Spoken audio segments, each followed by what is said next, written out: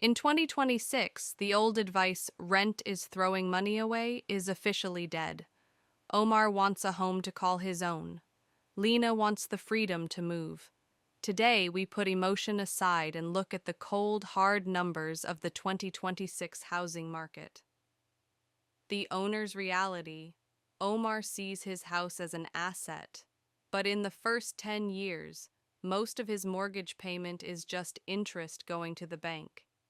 Add in 1% for maintenance and rising insurance costs, and Omar's forced savings comes at a very high price.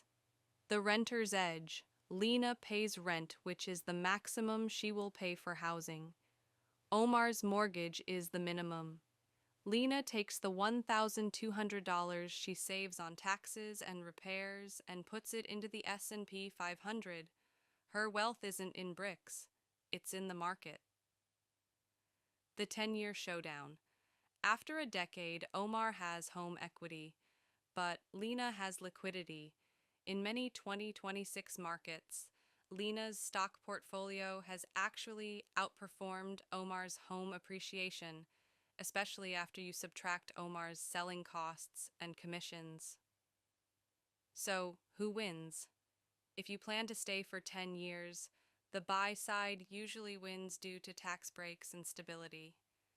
But if you move every 3 years, renting isn't losing, it's an investment in your flexibility and your portfolio.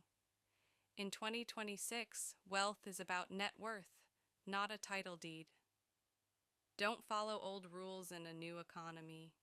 Download our 2026 rent versus buy calculator in the description. Subscribe to Business World, money and wealth for the math behind the lifestyle.